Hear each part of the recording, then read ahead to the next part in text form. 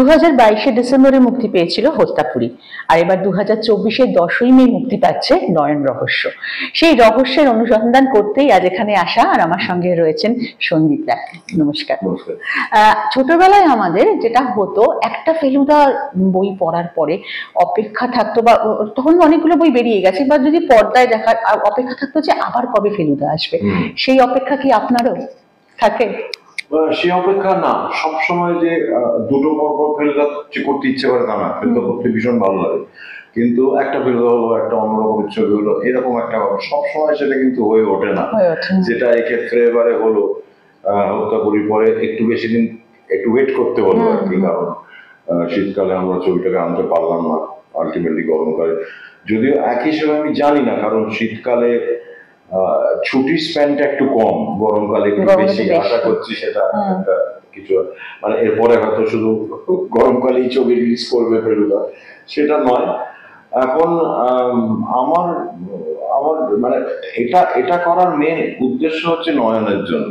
মানে হত্যাপুরীতে একটি বাচ্চা ছেলের সঙ্গে আমি কাজ করেছিলাম, অভিনব, এবং করে ভীষণ ভালো লেগেছিল সে কাজ করে, এবং আমার মনে হয়েছিল যে বেশি বড় হয়ে যাওয়ার আগে আরেকটা ছবি করে ফেলা উচিত আর কি, নয়ন রহস্যটা করে ফেলা উচিত, যে কারণে নয়ন রহস্য করা ওর জন্যে। আর প্লাস আরেকটা তো ব্যাপার ছিল, এই যে এই তিনজন আমরা একটা নতুন ট্রায়োকে আনলাম, হত্যাপুরীতে লোকেরা কিভাবে নেয়, দর্শক কিভাবে গ্রহণ করে, তো সেটা মোটামুটি একটা অ্যাকসেপ্টেন্স হলো, যে কারণে আমার মনে হয়েছিল যে ওরা প্লাস অভিনব সব মিলিয়ে যদি নয়ন রহস্যটা করা যায় আর কি। এরপরে আবার হয়তো ফেলুকে 1-1.5 বছর গ্যাপ দিয়ে একটা মাঝখানে একটা অন্য ছবি হবে। ইন্দ্রনীল সেনগুপ্তকে ফেলুদা নিয়ে ভাবার ক্ষেত্রে আপনার ভাবনাটা কি ছিল? মানে এটা নিয়ে তো অনেক তর্ক বিতর্ক অনেক কিছুই হয়েছে, বাট আপনি একদম স্টিক করেছিলেন যে না, ইন্দ্রনীলই হবে ফেলুদা। স্টিক করেছিলাম নিশ্চয়ই, কারণ যেটা হয়েছিল যে বেনু যখন প্রথম, মানে সব্যসাচী যখন প্রথম আমার কাছে আসে, ও কিন্তু রোলটা করতে চেয়েছিল, মানে ওর উপর রোলটা চাপিয়ে দেওয়া হয়নি। তো আলটিমেটলি ও রোলটা করলো, এবং মানে দীর্ঘদিন, মানে 95 সাল থেকে 2016 সাল অব্দি, মাঝখানে অবশ্য আবির একটা ছবি করেছে বাচ্চা আংটি। তো ইন্দ্রনীল অনেক আগেই এসেছিল আমার এখানে বাড়িতে, তখন বোধহয় বাচ্চা আংটির পরেই একটা পিরিয়ডে, তো সেও অনেকদিন হয়ে গেল, 2015-16 হয়ে গেল। তো তখন আমার ওর সঙ্গে কথা বলে ভালো লেগেছিল, কারণ আমার অভিনয় ভালো লাগতো। মানে তার আগে বেশ কিছু কয়েকটা ছবি, বাংলা ছবি এবং হিন্দি ছবি দেখেছিলাম, বেশ ভালো লেগেছিল। তো কিন্তু আমি দেখলাম যে ও বড্ড ইংরেজি শব্দ ব্যবহার করছে আমার ওই কথোপকথনের মধ্যে আর কি। তো সেটাতে আমি একটু অ্যালার্ট হয়ে গেলাম, কিন্তু খুব মানে সচেতন ভাবে করতেন। তো এখন তো তারপরে তখন ওর বয়সটা একটু কম ছিল, মানে যে কারণে আমার মনে হয়েছিল যে অতটা ওর চেহারার মধ্যে অতটা ম্যাচিউরিটি আমি পাইনি ওই সময়। তো তারপরে যখন 2016-তে আমরা ডাবল ফেলুদা করলাম বেনুকে নিয়ে, তারপর তো অবভিয়াসলি, কারণ বয়স বেড়ে যাচ্ছে, বড় পর্দায় বয়সটা ধরা যায়, ছোট পর্দায় অত ধরা না গেলে বড় পর্দায় ধরা যায়। তো যে কারণে আমরা ডিসাইড করলাম যে এবার একটা নতুন ফেলুদা খোঁজা দরকার। তখন ইন্দ্রনীল এলো, ইন্দ্রনীল তার আগে কিরিটি করেছে, তো যাই হোক এলো। তারপর দেখলাম যে ও বোধহয় আগের বার আমার সঙ্গে দেখা করে একটা কোথাও একটা কিছু বুঝতে পেরেছিল যে আমি অতটা মানে আমাকে, তো যে কারণে এবারে দেখলাম যখন এলো অনেক বাংলা ব্যবহার করছে। আচ্ছা, তো যাই হোক, তো তাতে আমি কিছু আশ্বস্ত হলাম যে যাই হোক, তাহলে মানে ভাষার উপর একটু একটা কন্ট্রোল এসছে আর কি।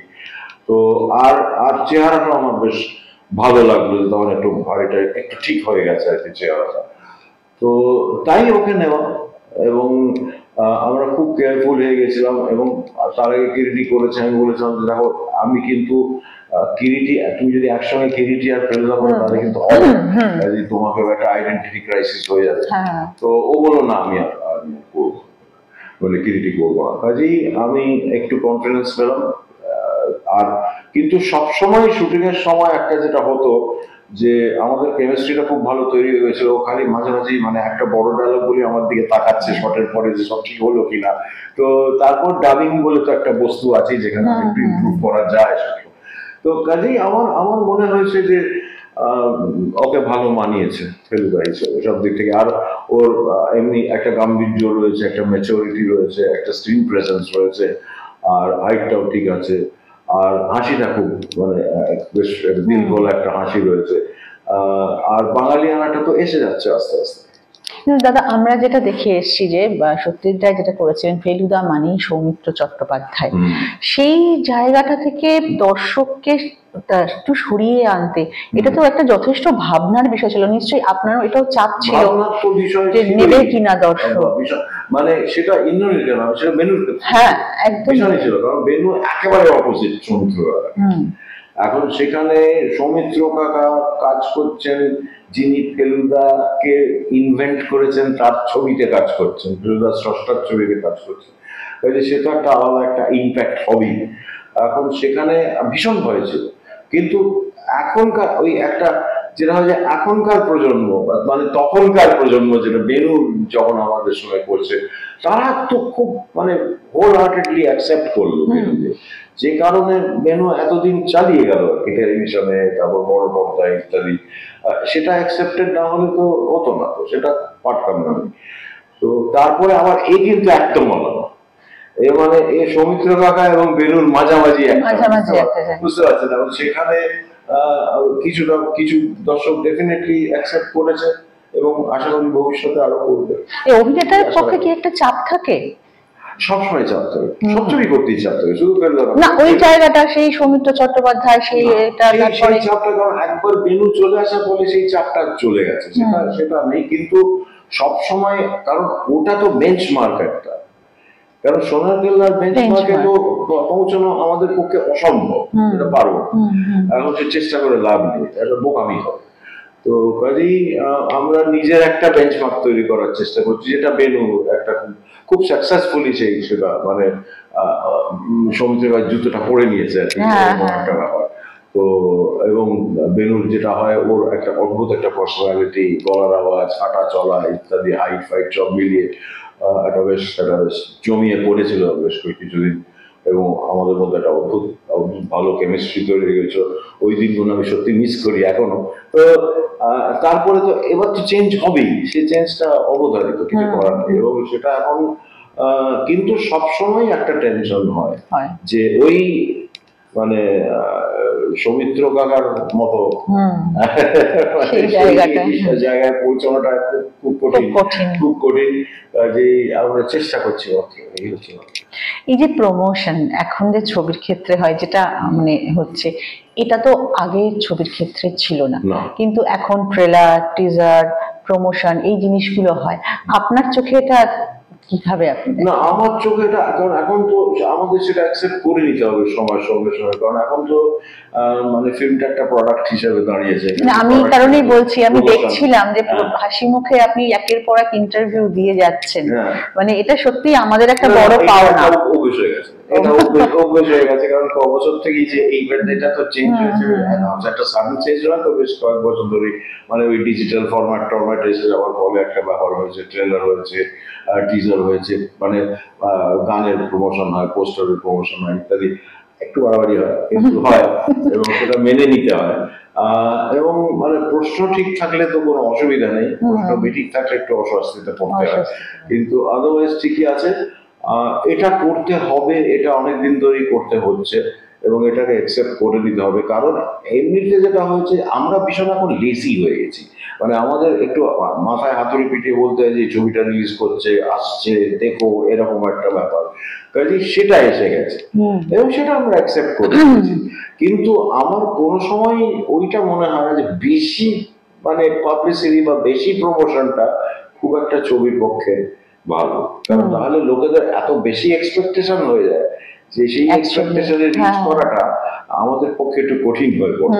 আর ট্রেলার, টিজার এগুলো বোধহয় একটু দর্শককে বুস্ট করে। হ্যাঁ সেটা সেটা এটা একটু বেশি মানে খুব একটা বেশি হওয়া উচিত না, যতটুকু দরকার ততটুকু হলেই বোধহয় ভালো আমার মত। দাদা এই যে মানে আমরা যখন সত্যজিৎ রায়ের ছবি দেখি সেখানে দেখি যে হিপনোটিজম, ম্যাজিক বারবার ফিরে ফিরে আসে, আর এবারে তো একটা এটা ঠিক মানে সংখ্যার একটা রহস্যভেদ, এই ব্যাপারটা নিয়ে আমার উনি নিশ্চয়ই প্রচুর এই ব্যাপারে পড়াশোনা করেছেন বা এটা ওনার খুব প্রিয় বিষয়ও ছিল।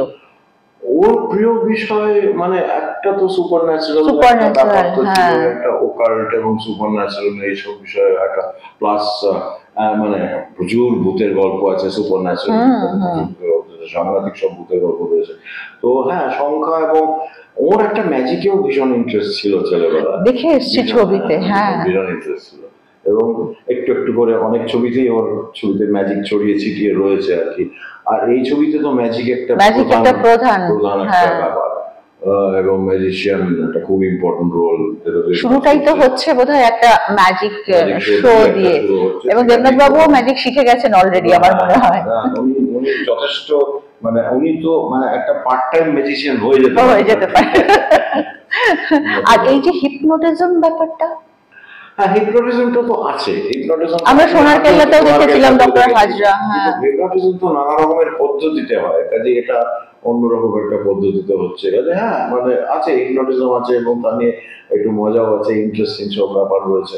কাজেই আর যেটা যেটা আমার সব থেকে খারাপ লাগে যে মানে এই ম্যাজিক ব্যাপারটা কিন্তু আস্তে আস্তে হারিয়ে যাচ্ছে এবং এই ম্যাজিক শো ইত্যাদি যেগুলো হয় মানে এই কয়েকটা জিনিস ফিরিয়ে আনতে পারলে বড় ভালো। সার্কাস ম্যাজিক এগুলো হারিয়ে যাচ্ছে ভীষণ, কারণ আমরা একসময় এত ম্যাজিক দেখেছি স্টেজে, এত এত অসাধারণ সব ম্যাজিশিয়ানের ম্যাজিক দেখেছি, শুধু এখানকার না বিদেশ থেকে তখন আসতেন, সেটা আমার খুব যে একটা মনে আছে তা নয়। কিন্তু অবশ্যই পিসি সরকার, এসি সরকার, আমাদের প্রদীপ বাবু, এদের তো ম্যাজিক আমরা দেখেইছি এবং ভীষণই ভীষণই এনজয় করেছি মানে যতদিন। কাজেই এই কয়েকটা জিনিস একটু এটা এগুলোকে তো এখন রেট্রো বলা হয়, মানে এগুলোকে ফিরিয়ে আনতে পারলে বেশ ভালো।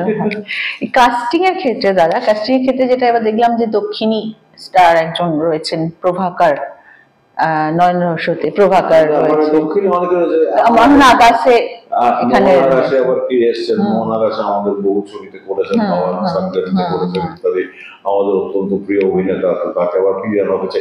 এই ছবিতে একটা প্যান ইন্ডিয়ার একটা ব্যাপার আছে, যখন হিন্দি তখন হিন্দি, মানে যখন বাংলা তখন বাংলা, মাঝে একজন সাহেব চলে আসছেন নয়নকে পরীক্ষা করার জন্য, তিনি আবার সেই সেকশনটা একটা ইংরেজিতে। কাজেই একটা ইন্টারেস্টিং লুক রয়েছে ছবিটার মধ্যে, প্রচুর চরিত্র এবং কাস্টিং একটু আমাদের সমস্যা হয়েছিল কারণ সকলকে ঠিকমতো পাওয়া যাচ্ছিল না, তো কাজেই খুব খুব ভালো। আলটিমেটলি যারা করেছেন তারা ভীষণ ভীষণ ভালো এবং ভীষণ তাদের সঙ্গে জমে গেছে, যেটাকে আমরা বলি আর কি। সাউথ ইন্ডিয়ান কিছু তো দক্ষিণ ভারতের তো এরা সব এসছেন, কিছু কিছু চরিত্র আছেন, কাজেই সব মিলিয়ে একটা বেশ একটা ইন্টারেস্টিং লুক হয়েছে বলে আমার বিশ্বাস। আর এই যে ধরুন ছবি মুক্তির, এই যে নয়ন রহস্য মুক্তি পাওয়ার কথা ছিল অনেক আগে, কিন্তু সামহাউ কোন ছবির কারণে, হিন্দি ছবির কারণে মুক্তি পিছিয়ে যায়। এই জিনিসটা এখন এখানে বারবার হচ্ছে, বারবার দেখা যাচ্ছে যে হিন্দি ছবির জন্য পিছিয়ে যাচ্ছে বাংলা ছবির মুক্তি। এইটা নিয়ে আপনি কি বলবেন? আমি কি বলবো মানে এখন আমাদের মুশকিল হয়ে গেছে যে আমাদের স্ট্যান্ডার্ড হল তো সব বন্ধ হয়ে গেছে, কাজে এখন যাদের উপর আমাদের রিলাই করতে হয় মানে এখন তো সেই দিক থেকে একটা মুশকিল হয়ে গেছে যে যদি কোনো মেজর কোনো হিন্দি ছবি আসে বা মেজর কোনো ছবি আসে, আমি হলিউডও বলবো না, হলিউডও আমাদের মতো অবস্থা, মানে এখন হিন্দি ছবির ক্ষেত্রে আমাদের একটু চিন্তায় ফেলে দেয় যদি সেগুলো সেই মাপের হিন্দি ছবি হয়, মানে যদি ইন্ডিপেন্ডেন্ট ছোটখাটো ছবি হলো সেটার কোনো অসুবিধা নেই, কিন্তু যখন খুব বড় মাপের কিছু ছবি আসে আমরা একটু বিপদে পড়ে যাই, মানে মানে হল পাবো না কেন, কিন্তু এমন একটা ছোট হল দিয়ে দিল বা টাইমিংটা গোলমাল হয়ে গেল, মানে প্রাইম টাইম আমরা কিছুই পেলাম না। এখন সেটা হয় মানে সেটা অনেক দিন থেকেই হচ্ছে, না হওয়াটাই বাঞ্ছনীয়, কিন্তু সেটা করছে, সেটা আমাদের কিছু করার নেই। এবং যে কারণে আমরা শীতকালে আমার মনে হয় না আমরা তৈরি হতে পারতাম, মানে এটা যে একেবারে মানে হাউস পাওয়া গেল না সেই দোষটা দিলে চলবে না পুরোপুরি, কারণ মাঝখানে আমার একটা অসুস্থতা হয়ে গেছিল, যে কারণে চেন্নাই থেকে ফিরে আসতে, যে কারণে চেন্নাই থেকে ফিরে আসতে আবার যেতে হয়।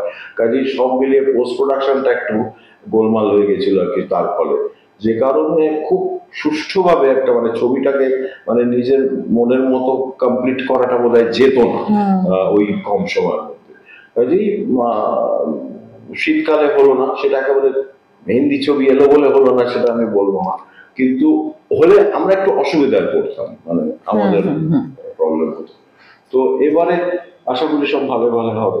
নিশ্চয়ই। আর সৌরদীপ এবার আপনাকে অ্যাসিস্ট করলেন। সৌরদীপ অনেকদিন ধরেই চেষ্টা করছিল, তো আপনি তো ফ্লোরে ওকে যখন দেখছিলেন, কোথাও কি আপনার সেই সময়টা ফিরে আসছিল যখন সত্যজিৎ রায়ের সঙ্গে? বেশি নস্টালজিয়া ভুগলে তো কাজ করা যায় না, কাজেই না সেটা না, কিন্তু মানে ও যখন এসে আমাকে বললো যে এবার আমি ছবি তুলবো, কারণ আমার মতো মানে আমি তো ছবি তোলা দিয়ে শুরু করেছিলাম বাবার ইউনিটে, তারপরে অ্যাসিস্ট্যান্ট ডিরেক্টর হয়ে, তো ছবিও তুলি, অ্যাসিস্ট করি ইত্যাদি। কিন্তু পরে ও যখন এসে বললো যে আমি এটাতে ছবি তুলবো না, এটাতে তোমাকে আমি অ্যাসিস্ট করতে চাই, তো আমি খুশি হয়ে গেলাম যে ঠিক আছে অ্যাসিস্ট করুক তাহলে। আর এখন একটা সুবিধা হয়ে গেছে যে ওর বয়সী একটা ছেলে থাকলে আমি ওর জেনারেশনের সঙ্গে একটা কানেক্ট করতে পারি, ওটা একটা সুবিধা হয়ে গেছে। আর প্লাস এখন এত কিছু জিনিস কম্পিউটার বেসড হচ্ছে যে আমার পক্ষে তাল রাখা খুব মুশকিল। এখন সেটা কিছুটা আমি করতে পারি, তার বেশি নয়। এডিটিং ফেডিটিং সবই ওটা তো ঠিকই আছে, কিন্তু ওই VFX TF-X clean up jobs যেগুলো আমরা বলি, যেগুলো পোস্টে মানে যাই হোক সেটা কিছুই করার নেই, এখন সেসব করতে হচ্ছে। তো সেগুলো ও ওকে ওর উপর দায়িত্বটা দিয়ে দিয়েছে, তুমি এগুলোকে তুমি সুপারভিশনটা করো, যাতে দেখো যে কিরকম ঠিকঠাক হচ্ছে কিনা, কারণ ও ভীষণ আমার থেকে অনেক বেশি করতে। আচ্ছা, যেটা সুবিধা হয়ে গেছে, আবার অসুবিধা এই যে ধরুন আমি শুনছিলাম আপনি আপনি অ্যাকশন ধর্মী ছবি দেখতে প্রচন্ড পছন্দ করেন। এটা আবার কোথায় শুনলেন? এটা আমি শুনলাম আপনার ফেলুদার কাছ থেকেই। কিন্তু মানে সত্যি মানে সন্দীপ রায়, আপনি তো এই যে ধারার বাইরে গিয়ে যে কোনো ছবি বানাবেন, ফেলুদার বাইরে গিয়ে আপনার ইচ্ছে আছে? আর একটা প্রশ্ন, যদি সম্পর্কের ছবি হয় তাহলে সম্পর্কের কোন দিকটা দেখাতে আপনার ইচ্ছে থাকে? সম্পর্ক আমি বলতে পারি যে যারা আমার নিশি যেমন দেখেছেন সেটাও তো একেবারে পুরোপুরি সম্পর্কের ছবি, এবং সেই ধরনের ছবি আমার নিশি যেমন করে ভীষণ ভালো লেগেছিল, এবং আমার অত্যন্ত প্রিয় গল্প নারায়ণবাবুর গল্প, খুবই ভালো, খুবই খুবই মানে ওটা ওটা খুব আমাকে ওই গল্পটা বিশেষ করে ভীষণভাবে নাড়া দিয়েছিল এবং ভীষণ ফিল্মেবল বলে মনে হয়েছিল। তো যে কারণে নিশি যেমন আমার একটা অত্যন্ত কাছের ছবি আর কি। আর এমনি রিলেশনশিপ নিয়ে তো প্রচুর যেমন উত্তরণ হয়েছে, যেমন মানে আমি এটা বলবো টার্গেট বলে একটা ছবি করেছিলাম, হিন্দি ছবি, তো সেটা সবই রিলেশনশিপ নিয়ে ছবি, মানে একরকমের নিশি যেমন আরেক রকমের এরকম একটা সেটা। আর অ্যাকশন ধর্মী অবশ্যই অ্যাকশন ফেলুতেই তো গোড়ার দিকে প্রচুর অ্যাকশন ছিল, তারপর আস্তে আস্তে মানে গল্পটা অ্যাকশন, সেই অ্যাকশনটা ডিমান্ড করছে না, যে কারণে অ্যাকশন নেই। কারণ অনেকেই আমাকে কমপ্লেন করছিলেন যে ফেলুদা বড্ড বেশি হাত পা চালাচ্ছে, একটু মগজস্ত্রটা ব্যবহার করতে দাও ইত্যাদি। তো আমি বলেছি দেখো গল্পে যা আছে তাই কিন্তু আমরা করেছি, তার থেকে বেশি বা কম করিনি। কিন্তু তো এখন এখন আমি ইচ্ছে করি একটু একটু যাতে একটু মাথাটা ব্যবহার করতে পারে সেই ধরনের গল্প সিলেক্ট করছি। এখনো তো সত্যজিৎ রেখা ফেলুদা হাতে আছে, আমাদের রবার্টসনের রুবি আছে, আর একটা হ্যাঁ রয়েছে, তো আগামী দিনে নিশ্চয়ই সেগুলো নিয়ে কাজ হবে। অবশ্যই ভাবনা চিন্তা হবে, এখন নয়, এখন একটু ফেলুদাকে মানে রায়বাড়ির ফেলুদাকে একটু রেস্ট দিতে হবে, মানে রায়বাড়ির ফিল্ম ফেলুদাকে। তো 1-1.5 বছর রেস্ট দিয়ে আমার একটা সুবিধা হয়ে গেছে যে এই তিনজনের বয়সটা খুব একটা হেরফের হবে না 1-2 বছর, 1-2 বছরের কাজেই পরে আবার ফিরে আসতে পারবো ফেলুদাকে ইমিডিয়েটলি। ভোটের মাঝে এখন তো চারদিক গরম, তার মধ্যেই 10ই মে মুক্তি পাচ্ছে নয়ন রহস্য। ভোটের গরম এমনিও গরম, হ্যাঁ একটু একটু একটু কষ্ট করে বাড়ি থেকে যদি বেরিয়ে ছবিটা দেখেন তাহলে ভালো হয়। দাদা অনেক ধন্যবাদ, থ্যাংক ইউ।